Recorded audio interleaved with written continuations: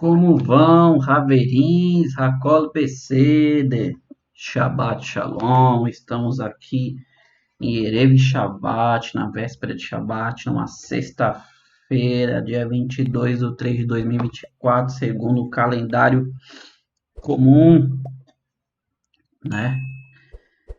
Amigos, nós temos aqui hoje uma leitura, a nossa sexta parte da leitura, e como você já sabe, eu vou fazer as duas, né?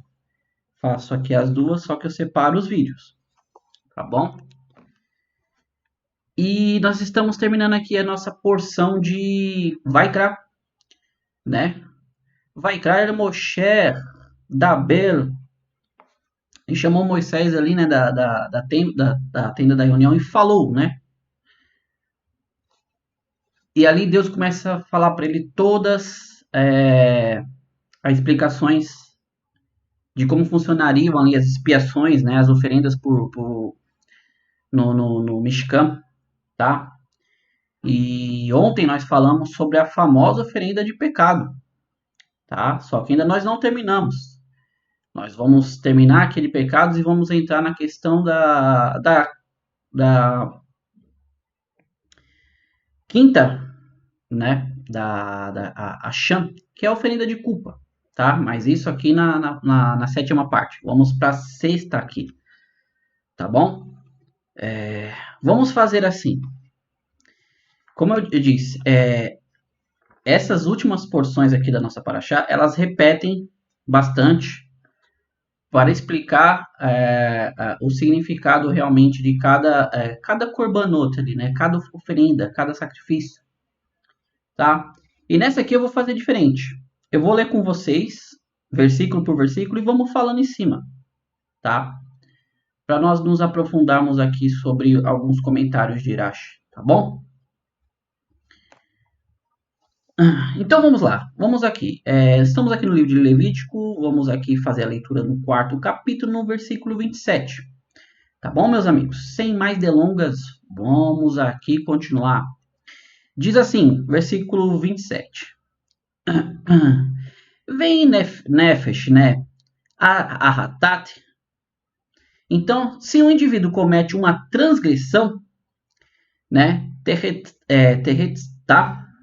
Tá? Que quer dizer assim, se o indivíduo comete uma transgressão por inadvertência, novamente, violando qualquer um dos mandamentos proibitivos de Deus, ele incorre em culpa, tá?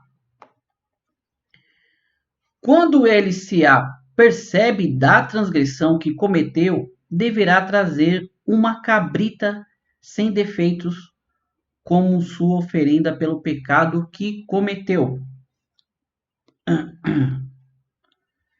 Nesses primeiros versículos, então, nós vemos novamente que começa aqui, novamente, falando sobre a questão de Hatat, né? Vem Nefesh Ahat, né? Em hebraico. Que novamente quer dizer transgressão, pecado, né? Um erro.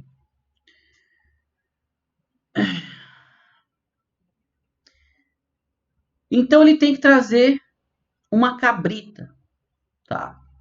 Tem um profundo aqui sobre a questão do...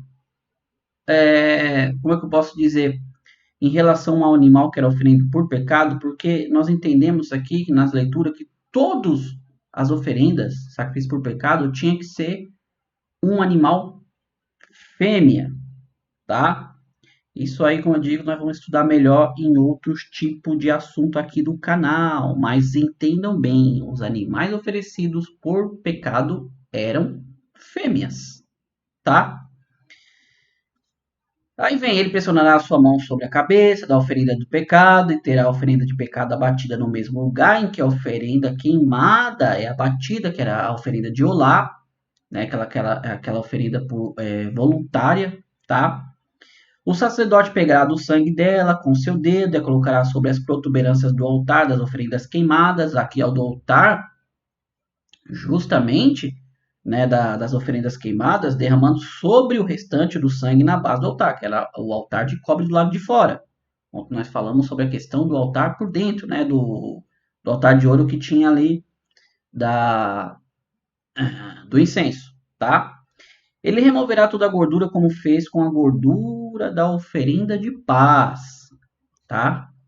Agora ele já usa a questão da olá que era queimada, fala sobre a oferenda de paz, porque na oferenda de paz a gordura também era oferecida, né? Como o Rashi explica assim como as partes específicas queimadas sobre o altar do cabrito mencionado na oferenda de paz. E o sacerdote queimará sobre o altar como um aroma agradável a Hashem, tá? O sacerdote assim fará expiação pelo indivíduo, tá? E ele será perdoado.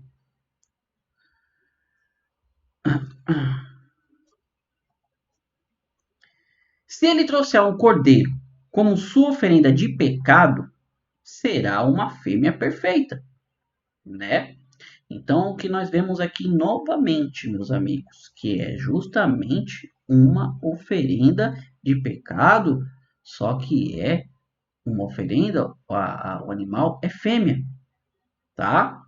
Ele pressionará suas mãos sobre a cabeça da oferenda de pecado e a baterá como oferenda de pecado no mesmo lugar em que a oferenda queimada é abatida. Novamente, ele está relatando, porque nós começamos aqui falando da questão do cabrito, né? Aqui já fala de um cordeiro também, são os animais específicos para esse tipo de pecado, tá? Aí ele começa a falar novamente. Eu não vou entrar em questão aqui da questão do animal ser perfeito, porque nós já estudamos isso, né? Você não poderia oferecer um animal que tivesse qualquer tipo de defeito para Deus. Ou seja, tudo que você incorre em oferenda, em sacrifício para Deus, tem que ser perfeito.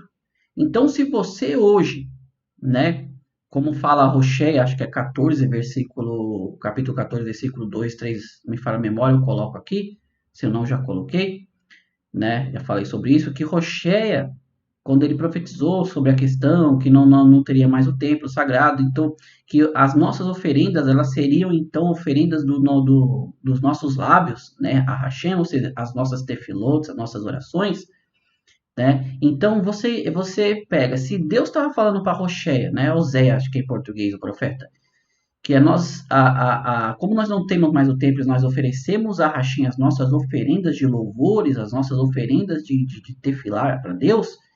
Se o animal aqui no caso a fêmea, ela tinha que ser perfeita, quão perfeita deve ser as nossas tefilás para Deus, tá?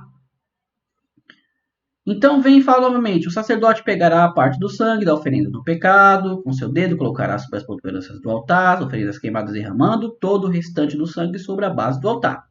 Ele removerá toda a sua gordura, assim como removeu toda a gordura do cordeiro trazido da oferenda de paz, e o sacerdote queimará sobre o altar num fogo dedicado a Hashem, ou seja, mais uma vez, né, ele repete o que já lemos aqui no começo. O sacerdote então assim fará expiação pelo pecado que ele cometeu e ele será perdoado, né? O capítulo 5 então começa assim: se uma pessoa peca e ouve o som de um juramento e ela é testemunha, tanto se viu ou soube, se ela não atestar, deve suportar o seu pecado. Vamos explicar esse versículo aqui. Rashi, ele comenta da seguinte maneira: Veishamea kol Alá, desculpa, Alá. Que quer dizer o quê? Se alguém jurou diante do tribunal sobre algum assunto que tenha presenciado, que irá testemunhar sobre o caso, mas depois se recusou a dar seu testemunho. Então, se essa pessoa ouviu algo e ela falou que no tribunal queria testemunhar sobre isso e ela acabou não fazendo. Então, entendamos bem aqui. Dentro da categoria de Hatat, né, que são sacrifícios por pecado, existem N categorias, né? Desde ali das transgressões de todos os mandamentos que Deus disse que seriam proibitivos, e aqui a Torá ela vem lhe dar um patamar bem mais profundo, que no caso seria de você se predispôs a testemunhar sobre algo, mas depois você não o faz, tá? Mesmo que você, né, no caso ali, ele tenha ouvido, ele não tenha visto, mas só o fato dele ouvir algo e falar, ó, eu poderia usar isso aí como testemunho. E ele não faz, e isso também pela Torá é uma transgressão, é um pecado. Né? Eu não vou usar a palavra transgressão porque vai ser para o próximo, para a próxima categoria dentro ali das categorias de dentro das 5 categorias, acho que no começo do vídeo eu falei 4, são 5 categorias, tá? Categoria de Olá, categoria de Shelamim, categoria de Minha, a categoria de Hatat e a categoria de Asham, que vai ser a próxima parte aqui da nossa porção, tá? Então, só recapitulando, então você, no ato de ouvir, você poder fazer, você depois disser que você vai não ir, isso também acarreta você em pecado, tá? Ou se uma pessoa toca em algo ritualmente impuro, seja a carcaça de qualquer animal, não caché, selvagem ou doméstico, ou qualquer réptil impuro, morto, e ela esquecendo-se, ela é impura, ela torna-se culpada, ou seja, mesmo que ela sem querer tocou numa carcaça de animal impuro, que nós vamos ver melhores detalhes sobre essa questão de impurezas rituais, né, no corpo, ela também, se ela esqueceu, no caso aqui, ela fica impura, né? Ela fica, ou seja, ela tocou. Se ela tocou, ela tinha que fazer um sacrifício a Deus, né? E ela acaba se esquecendo, né? Ela acaba ocorrendo em culpa, né? Ou se ela entrar em contato com qualquer impureza ritual originária de um ser humano, se torna impura através dessa, se esquece disso, quando ela descobre, torna-se culpada. Aqui a Torá já vem explicando uma outra categoria, tá? Essa categoria é em relação a ritualmente impuro, coisas que estão no nosso corpo, tá? Rashi aqui, eu não vou ler os comentários, mas Rashi traz uma lista aqui sobre essas impurezas. No caso aqui do homem, tá? Tem toda aquela questão da impureza ritual que o homem tem, como eu posso dizer? Vamos fazer assim, eu vou ler aqui, tá? E a gente se aprofunda. Rashi ele fala assim, né? Ashe Itma, ou seja, isso vem para incluir alguém que toca no homem que manteve relações com humanidade, uma mulher que estava nos seus períodos ali. Também tem a questão da emissão seminal, né, que a pessoa também tem. Ela, se você não se lavar, você está impuro. Então, se a pessoa tocou e ela não sabia mesmo que a pessoa tinha tido uma relação com a mulher que estava no seu período ali, ou que o homem tinha a emissão seminal noturna, que muitas das vezes também acontece, ela ficava impura, mas ela não estava ciente, né? Mas ela ainda se torna culpada.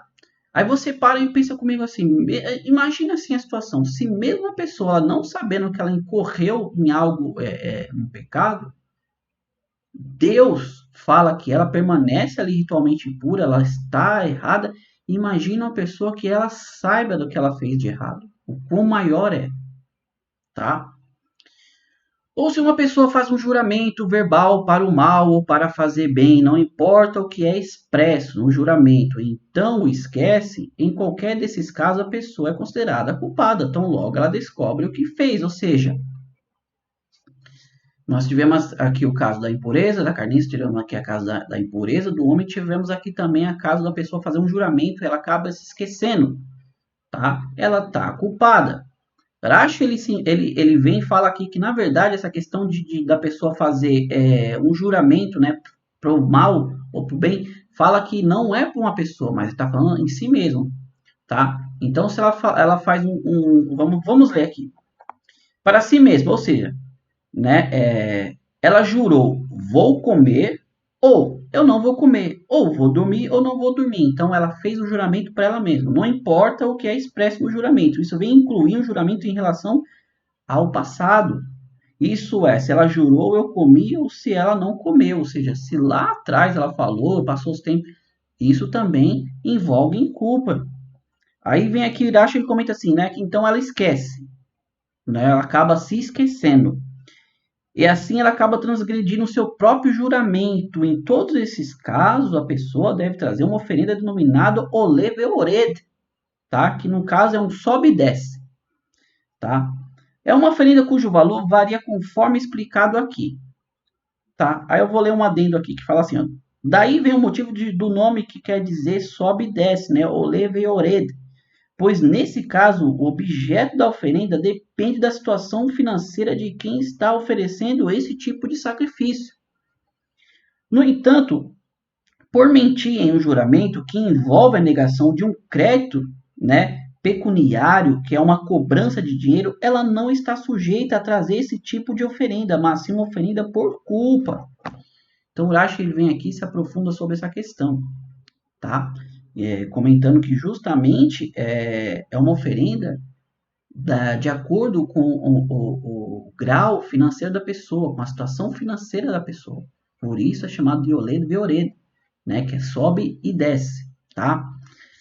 Quando ela é culpada, em qualquer um desses casos, desses 3 que nós mencionamos agora, deve-se confessar o pecado que cometeu. Ela deve trazer uma oferenda de culpa a Deus pelo pecado que ela cometeu.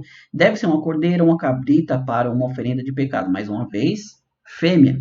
O sacerdote fará expiação pelo pecado dela. Se ela não possui recurso para uma cordeira ou uma cabrita, que é o que Rashi estava comentando agora aqui, a oferenda de culpa que ela apresenta a Deus por seu pecado será de 2 rolinhas ou 2 jovens pombos comuns. Um será uma oferenda de pecado e um outro é uma oferenda queimada. Ela os trará ao sacerdote, que deverá primeiro apresentar a oferenda de pecado. Entendam bem aqui. Então, se ela peca, ela não tem a condição, como a gente falou, financeira, ela pode pegar ali 2 rolinhas ou 2 pombinhos jovens, tá? E apresentar a Deus.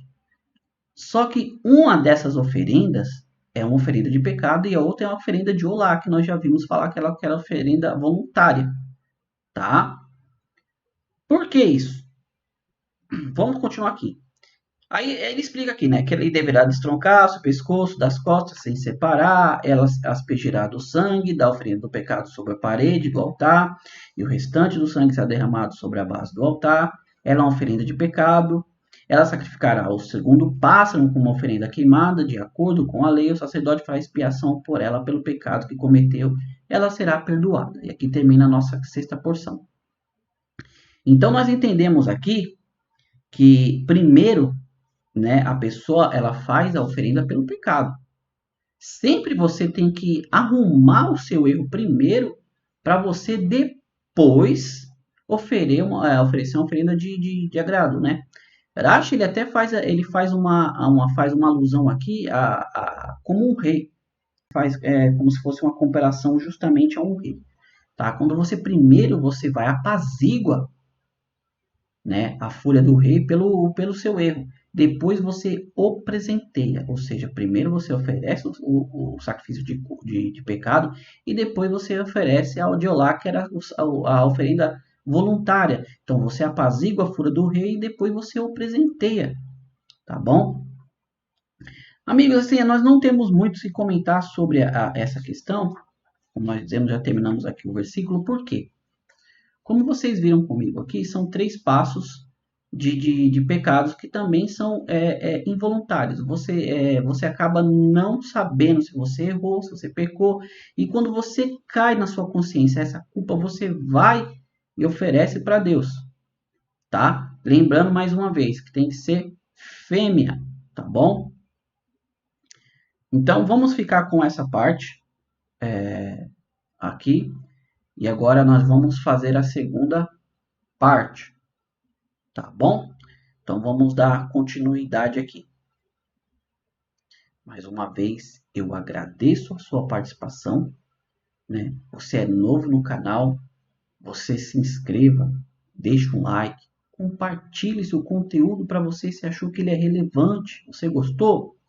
Assim, essa mensagem chega para mais gente, tá? Como eu venho sempre falando nesse ciclo aqui de Vaikra, as pessoas elas precisam entender que essa visão que elas têm do sacrifício não é o que elas parecem que elas aprenderam. Nessa 7ª parte agora que nós vamos fazer a leitura aqui, você vai ver uma das maiores contradições que tem hoje sobre a questão do pecado. Tá bom? Mas isso aqui vai ficar agora para a nossa 7ª parte. Vamos lá para o próximo vídeo. Mais uma vez, Todarabá, Lehitraot. Só continuar a nossa leitura aqui.